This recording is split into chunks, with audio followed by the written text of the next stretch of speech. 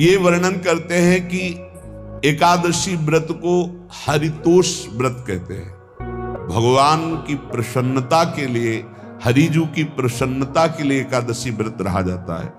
प्रायः समस्त वैष्णवजन रहते हैं। जो रसिक जन प्रियाजू के चरणों के अनन्य हैं, उनका एक ही व्रत है, श्यामा श्याम की 8 पहर उपासना करते हुए अपने मन वृत्ति को श्यामा श्याम में समर्पित करना। यहाँ ज्ञान ध्यान व्रत कर्म जीते सब काहू में नहीं मोहि प्रतीति, रसिक अनन्य निशान बजायो एक श्याम श्यामा पद प्रीति। पर जो एकादशी व्रत रहते हैं परम धन्य है, वो हरितोष व्रत है। अब एकादशी व्रत का नियम क्या है और कैसे एकादशी व्रत का फल मिलता है, कई बार चर्चा हुई। बहुत सुंदर तस्मा शास्त्रम प्रमाणम ते, शास्त्र प्रमाण के अनुसार श्री सनातन मुनि बोल रहे हैं, अथ ते नियमान वच्मि व्रते ह्रस्मिन् दिनत्रये, कास्यम मानुषम मसूरान्नम चणकान को द्रवास्तथा, शाकम मधुपरान्नम च पुनर्भोजन मैथुने, दशम्याम 10 वस्तूनि वर्जयेत वैष्णवः सदा।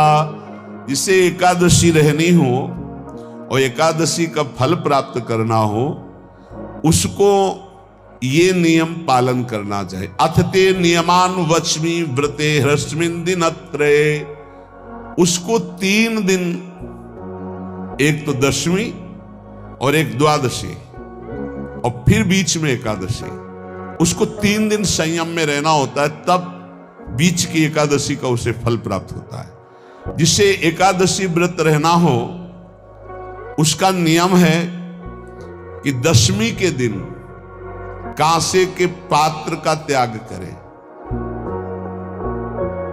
वैष्णव सिद्धांत है कि कभी जिसमें मांस बना उस रसोई का भोजन न ग्रहण करे। मसूर की दाल, चना की दाल, कोदों और कोई भी शाक, शहद, दूसरों का अन्न, दोबारा भोजन और मैथुन, ये दशमी के दिन त्याग दे। एक बार दशमी के दिन भोजन करे 24 घंटे में, क्योंकि एकादशी रहना है।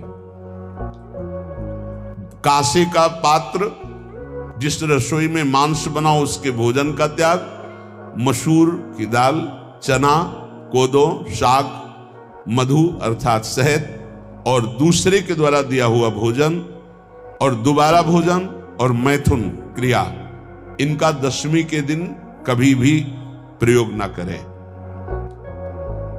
इन 10 वस्तुओं से वैष्णव दूर रहे दशमी के दिन। फिर एकादशी के व्रत में, ये पीछे तो हम वर्णन कर ही चुके हैं, कहीं नहीं आया यहाँ कुटू का कचौड़ी पकौड़ी और सिंघाड़ा का हलवा और ये दुनिया के खीर और सब। ये एकादशी के दिन किसी भी तरह की गेम आदि क्रीड़ा ना खेले। जैसे अब आज व्रत है तो बैठे हैं अपना मोबाइल में गेम खेल रहे हैं, ऐसा कोई भी क्रीड़ा नहीं। द्वैत क्रीड़ा, किसी भी तरह का गेम, ये सब खेल नहीं। द्वैत क्रीड़ाम च निद्राम च तांबूलम दंत धावनम, परापवादम पैशून्यम स्तेयम हिंसाम तथा रतिम, कोपम हनत वाक्यम च एकादश्याम विवर्जयेत। एकादशी के दिन उपासक को चाहिए कि वो किसी भी तरह की क्रीड़ा, मनोरंजन बिल्कुल नहीं। चनिद्राम, नींद नहीं लेनी उसको, न दिन में न रात में। एकादशी व्रत, और प्रायः पुराने महापुरुषों ने ऐसा किया है। रामदास जी डाकोर के रात में जाते थे, रणछोड़ भगवान के यहाँ कीर्तन करते थे जाकर। तभी तो भगवान उनके कीर्तन पर, उनकी भक्ति पर रीझ कर गाड़ी में बैठकर उनके साथ आए थे।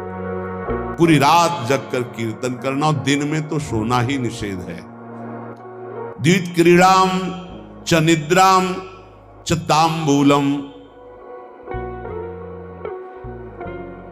पान खाना निषेध है एकादशी को, बिल्कुल नहीं।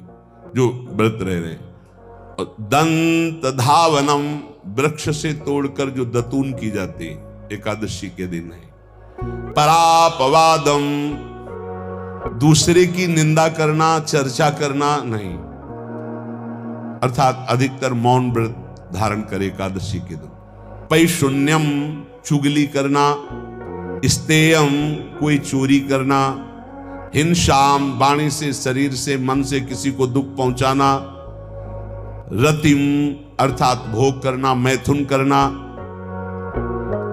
कोपम, किसी के ऊपर गुस्सा करना। अनत वाक्यम, झूठ बोलना। एकादश्याम विवर्जयेत, एकादशी के दिन ये नहीं करना चाहिए। एकादशी को एक बार कुछ फलाहार शुद्ध, अगर आपके पास कोई व्यवस्था नहीं तो थोड़ा दूध है, जल है, ऐसे आप लेकर, या थोड़ा सा फल ले लें, थोड़ा सा फल लेकर के प्राण पोषण, एक दिन में मर नहीं जाओगे। कितने तो निर्जला एकादशी रहते हैं, हर एकादशी निर्जला। पूज्य श्री मथुरा दास जी निर्जला ही रहते थे हर एकादशी। चलो भैया, आपकी सामर्थ्य नहीं तो जल 2-4 बार ले लो, एक बार थोड़ा सा दूध और फल ले लो, चल जाएगा काम, प्राणों का पोषण हो जाएगा। ये आचरण न करे, एक बार कुछ आहार ले ले, वो भी शुद्ध भगवद अर्पित प्रसाद। फिर द्वादशी को काश्यम, मांसम, शुराम, छौद्रम, तैलम, वितथ भाषणम, व्यायामम च, प्रवासम च, पुनर्भोजन मैथुने, अस्पृश्य स्पर्श मासूरे, द्वादश्याम द्वादश त्यजेत। कांस के पात्र में द्वादशी को भी भोजन न पावे। जिस रसोई में मांस बनाओ उसमें आहार न ले। किसी भी तरह का नशा द्वादशी को न करे। शहद न पाए, तेल के बने पदार्थ न पाए, मिथ्या भाषण न करे, और बहुत शरीर का व्यायाम न करे, बहुत थकावट वाले कार्य न करे। दोबारा भोजन न करे, एक बार द्वादशी को भी भोजन पवित्र। मैथुन न करे, जिसका स्पर्श नहीं किया जाता है ऐसे पदार्थों का स्पर्श न करे, और मसूर की दाल न खाए। द्वादशी को जो इन नियमों का पालन करता है, दशमी द्वादशी ऐसे और एकादशी ऐसे, तब उसे एकादशी व्रत का फल प्राप्त होता है।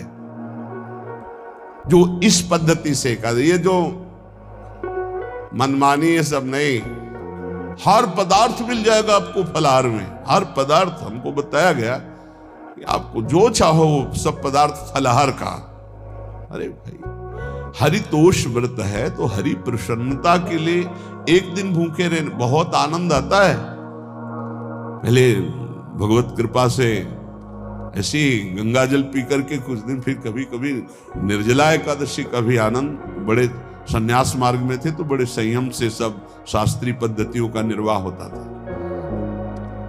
उपासक को चाहिए कि इन नियमों से व्रत का अनुष्ठान करे, मनमानी आचरण न करे। सबसे प्रार्थना जो एकादशी रहते हो, हरितोष व्रत इसे कहते हैं, भगवान की प्रसन्नता के लिए रहा जाता है, रहना चाहिए। जो अपनी आचार्य परंपरा में है, जैसे जिनका सिद्धांत है, पर रहने का सिद्धांत ये श्री सनत कुमार जी वर्णन, श्री सनक जी महाराज, ये सनत कुमार जी वर्णन की।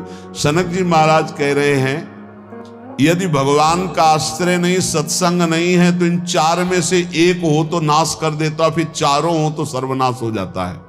यौवनम धन संपत्ति, प्रभुत्व विवेकता, एकैपमप्यनर्थाय किमु यत्र चतुष्टयम। यदि सत्संग नहीं है, यदि भगवद आश्रय नहीं है, और खूब धन हो, जवान अवस्था हो, और बढ़िया पद मिला हो, प्रभुत्व चलता हो, और अज्ञान हो, फिर क्या कहना है?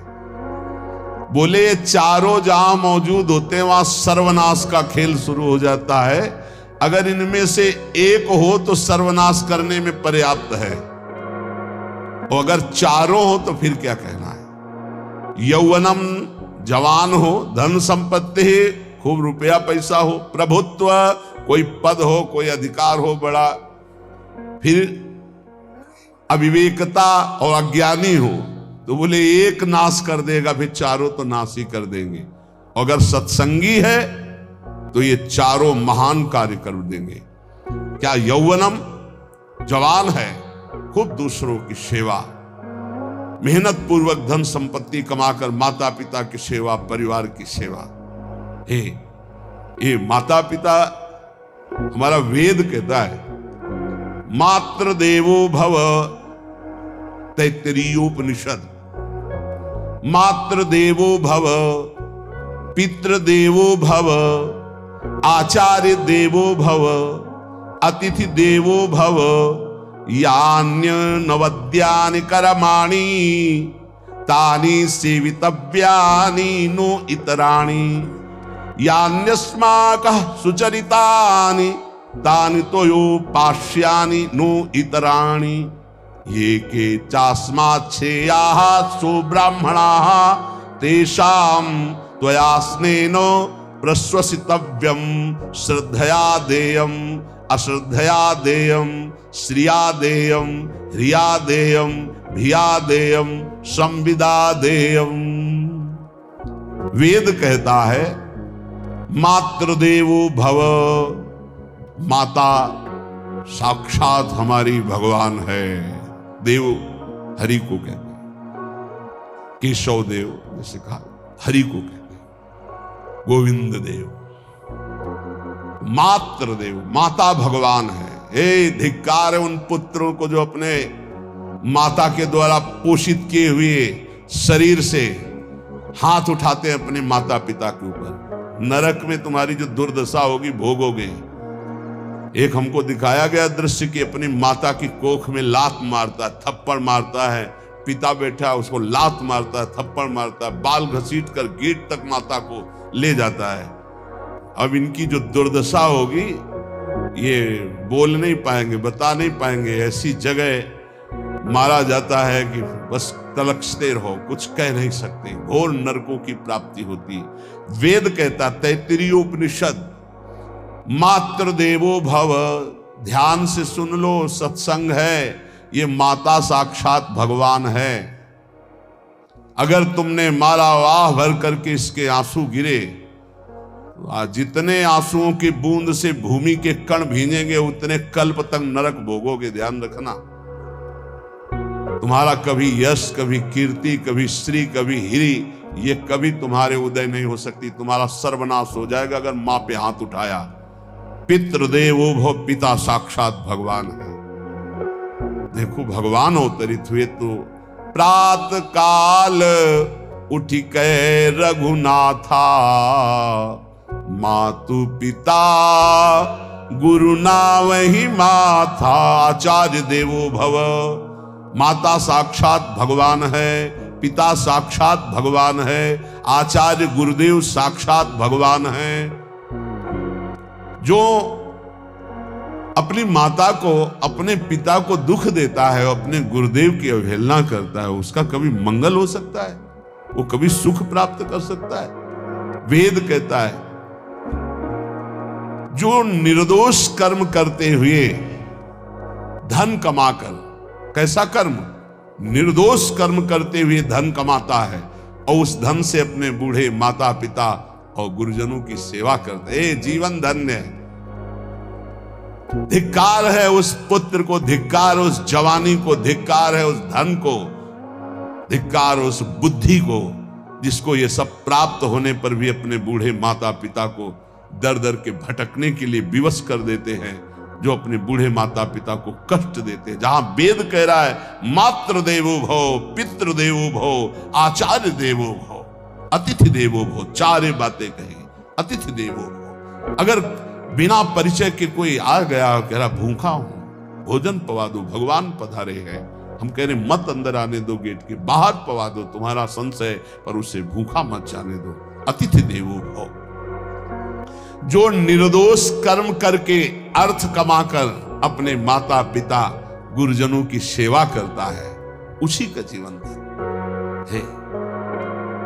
पशुवत आचरण, मनुष्य शरीर प्राप्त करके राक्षस आचरण, राक्षसों की यही पहचान होती है। मां नहीं मातु पिता नहीं देवा, साधुन ते करवा वही सेवा। तुम्हारे जो पुण्य है ना सब भस्म हो जाएंगे, आप खिलवाड़ मत समझो। वो विरक्त है, भले तुम्हें नौजवान दिखाई दे रहा है, वो शरणागत है। जो आचार्य ने मंत्र दिया वही गुरु परंपरा से चला रहा, वही मंत्र उसमें। आप उसको बोल रहे हमारे लिए कुर्सी डालो, पैंट शर्ट पहने हो कुर्सी डाल। हाँ, आप असमर्थ हो तो हाथ जोड़कर प्रार्थना कीजिए कि बैठने में हमारी टांग टूट गई है, हम बैठ नहीं पा रहे हैं, क्या व्यवस्था हो सकती है क्या? याचना इस कोटि की। आदेश, बाबा जरा कुर्सी लाना, बाबा तो कुर्सी रख देंगे, आप उनको तुम भिक्षुक समझते हो। सारे सुकृत तुम्हारे नष्ट हो जाए। ये जो संतों के द्वारा दिए हुए आसन में ये अयोग्य पुरुष बैठ जाते हैं ना, इनके सारे सुकृत नष्ट हो जाते हैं। ये क्या समझते हैं? तुरंत आसन दिया जाता है किसी भी, आओ आसन को प्रणाम करके समेट कर रख दो। अगर आसन में बैठने की योग्यता नहीं, आसन में बैठने की योग्यता उसकी मानी जाती है जो सामने बैठा है उस स्थिति का हो या उससे श्रेष्ठ हो। बहुत होश में ये बातें सत्संग में ही मिलती है और अन्यत्र नहीं मिलती। आसन बिछाने का मतलब तुम कोई महान नहीं हो गए हो। अपने में दैन्यता नहीं तो वैष्णव किस बात के? आसन ग्रहण वैसे ही बिछा हुआ है, उसके ऊपर आसन लगा हुआ है गुरुजनों के लिए, श्रेष्ठ जनों के लिए। आप आसन में बैठने के अधिकारी हैं। सत्कर्म के द्वारा कमाए हुए धन से मात्र देवो भव पितृ, हम बार बार चिल्ला के कह रहे क्योंकि कलयुगी इन पुत्रों को अब समझ में नहीं आ रहा। जो बोओगे वही काटोगे। अगर आप अपने पुत्रों को सत अध्यात्म की शिक्षा देंगे और स्वयं अध्यात्म से चलेंगे तो तुम्हारा बुढ़ापा ठीक से जाएगा नहीं। बुढ़ापा बहुत मुश्किल से कटता है, बहुत मुश्किल से। हाँ, हमें कई दृश्य देखने को मिलते हैं। बता रहे एक बार बिंदौर इधर है, इच्छावर फतेहपुर, वहां से भ्रमण करते यार, बड़े मकान से वयोवृद्ध भागते हुए आए। स्वामी जी स्वामी जी स्वामी, बहुत कष्ट में हो। क्या कष्ट है आपको? आप तो महल से उतर रहे हैं। ये किसका है? बोले मेरा ही है।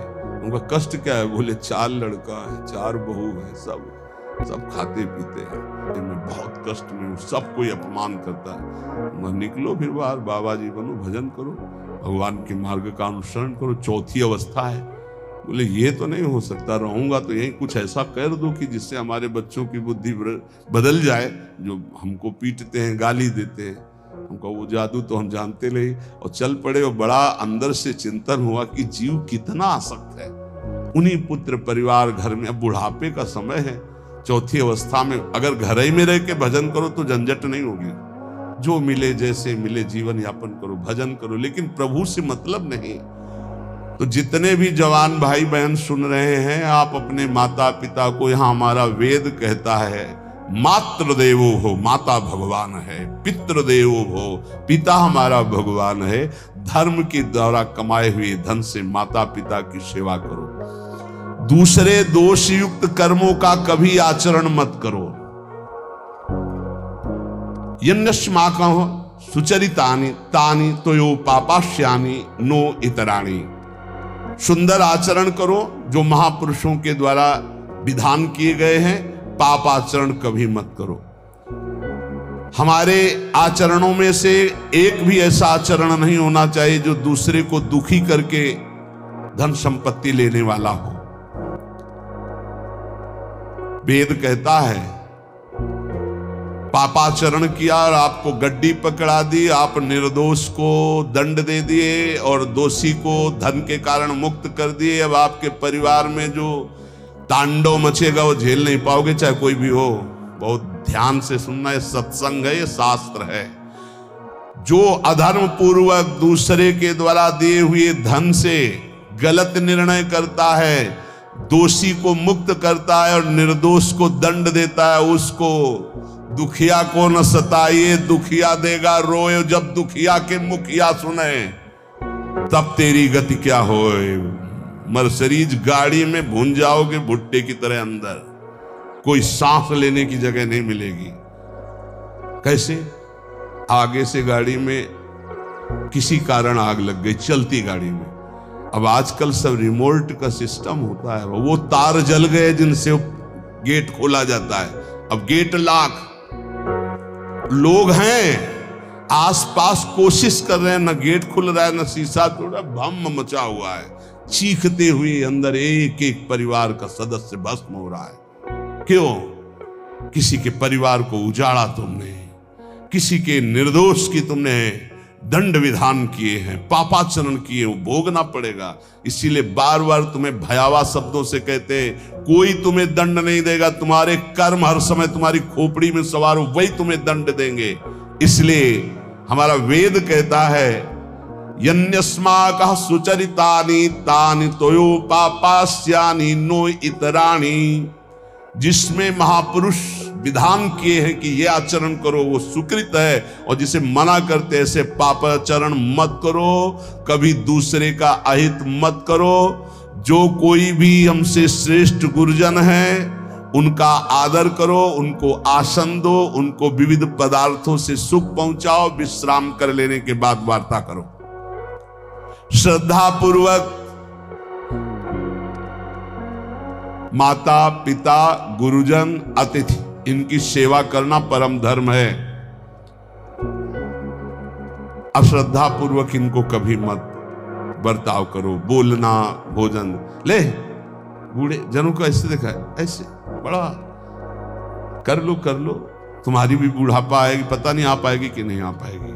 अगर आएगी तो बहुत बढ़िया आएगी, तुम्हें ऐसे सताएगी कि आप देख लेना। बहुत हमारा हृदय इस बात से पीड़ित हो जाता है कि मां के प्रति ऐसा बर्ताव, जिस मां ने इतना पिता की क्षमता से हजारों गुना बढ़कर माता का प्यार होता है। ऐसे माता को, ऐसे पिता को हमें तो लगता है रोज चरण धो के पीना चाहिए। भगवान साक्षात इनमें विराजमान है।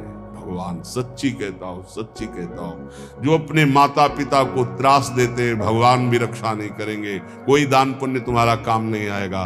क्योंकि ऐसे महामहिम पूज्य माता पिता के प्रति आप ऐसा देखो, प्रार्थना करते, चाहे गाली बकने वाले, गुस्सा करने वाले माता पिता हों, यदि वो चल नहीं पाते, वयोवृद्ध है, तो भगवान की तरह पूजा करो, उनके व्यवहार को मत देखो, तुम्हारा काम बन जाएगा, उनका आशीर्वाद आपको मिल जाएगा।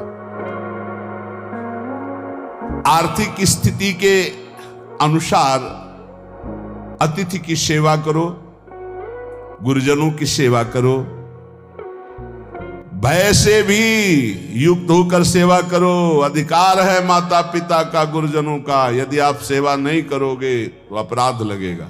इतना बड़ा शरीर पैदा किया है, लेबरी करो, रिक्शा चलाओ, उससे जो मिले अपने माता पिता की सेवा करो। तो यहां कह रहे कि ये चार अगर आपके पास हैं, इनका सदुपयोग नहीं हो। यौवनम धन संपत्ति प्रभुत्वम अविवेकता एकैपमप्यनर्थायम किमु यत्र चतुष्टयम।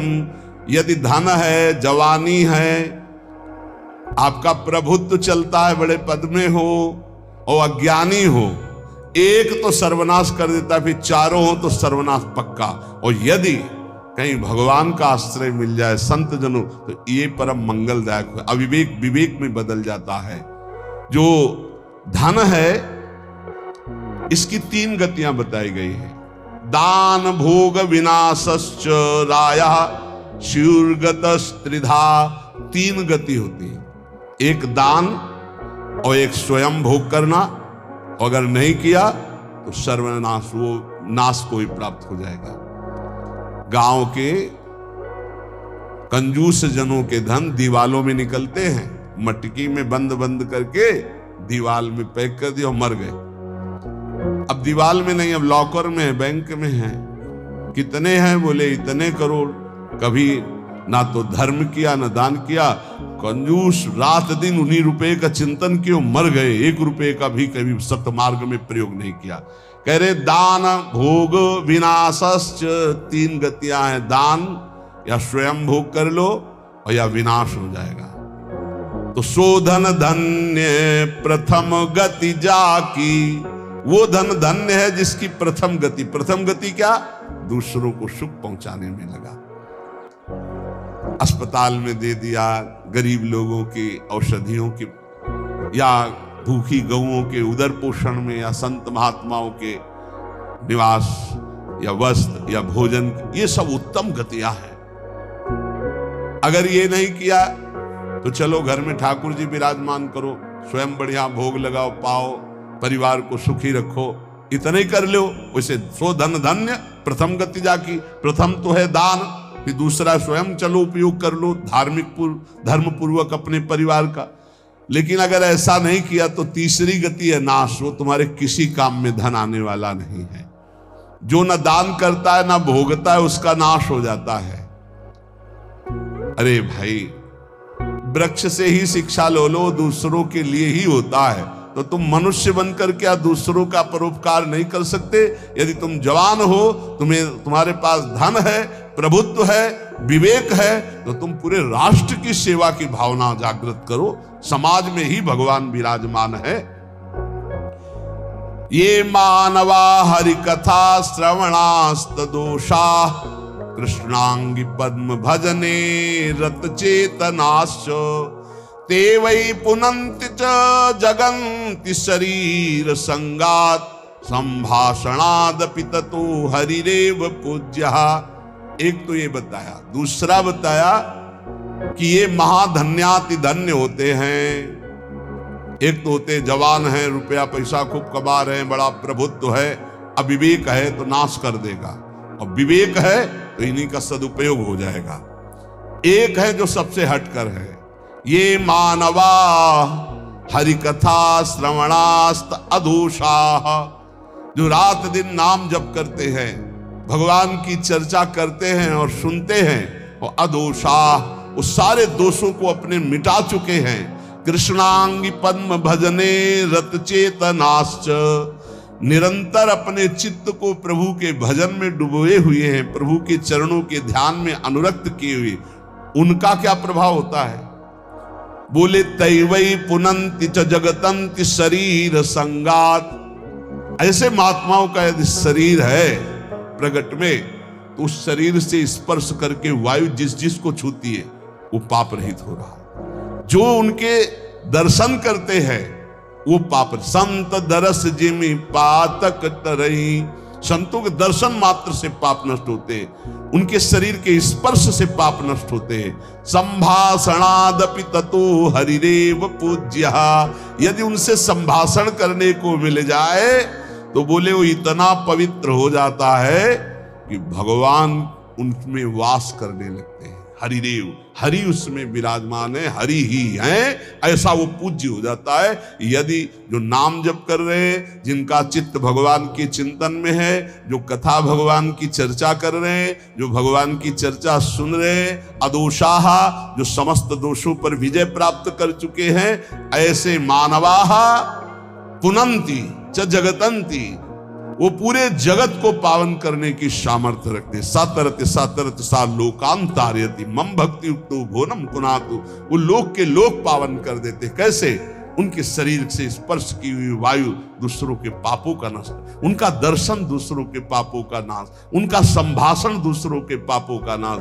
यदि संत संग मिल गया तो निश्चित हरिदेव ही, वो भगवान से ही मिल रहा है, क्योंकि वहां भगवान जागृत है सबके हृदय में, पर भगवान शयन कर रहे हैं, माया का पर्दा लगाए। संत के हृदय में भगवान पर्दा रहित होकर जागृत हो चुके हैं, तो उनके दर्शन से, संभाषण से, स्पर्श से निश्चित परम कल्याण इस जगत का होता है।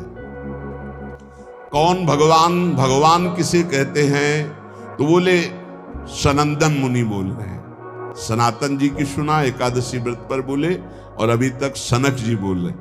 अब सनंदन जी कह रहे ऐश्वर्य समग्रस्य धर्मस्य यशसः श्रियः ज्ञान वैराग्ययोश्चैव शरणां भग इति ऋणा।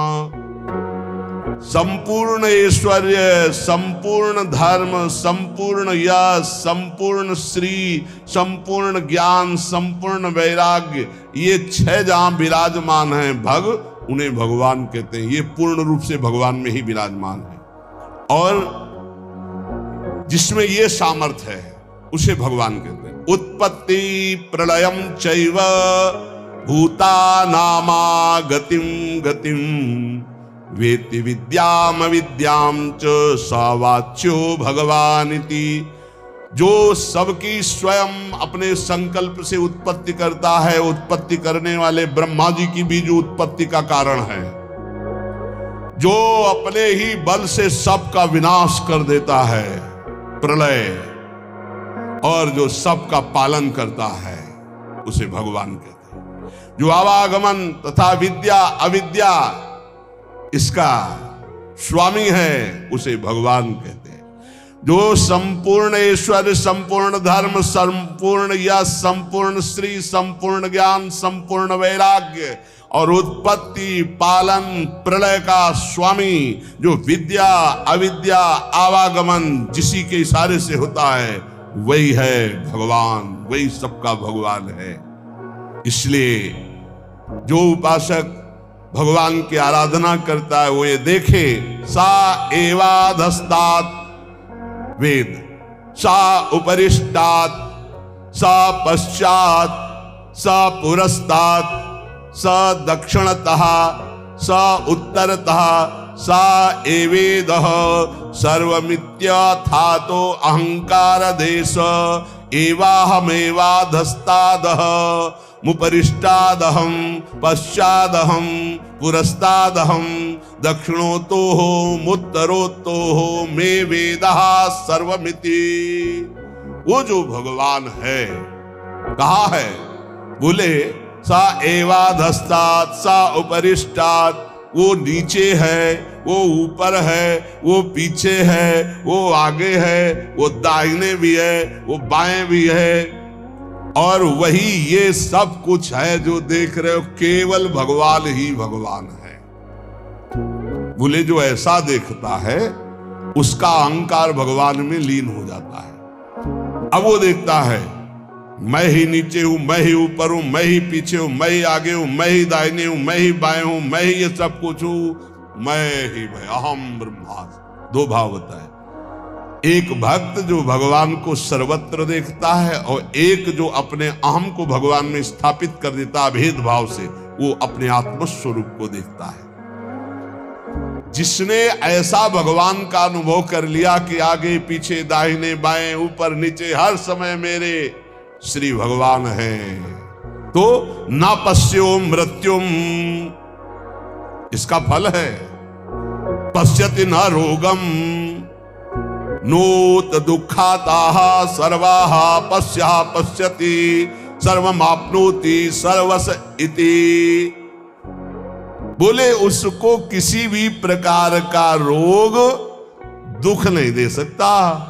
जो ये देखता है, सा एवाधास्तात्, सा उपरिष्टात्, सा पश्चात्, सा पुरस्तात्, सा दक्षिणा, सा उत्तरा, उत्तर में दक्षिण में ऊपर नीचे दाएं बाएं हर समय मेरे प्रभु हैं, केवल प्रभु को देखता है, तो न पश्यो मृत्युम, मृत्यु की ताकत नहीं कि उसकी तरफ देख सके। ध्यान देना।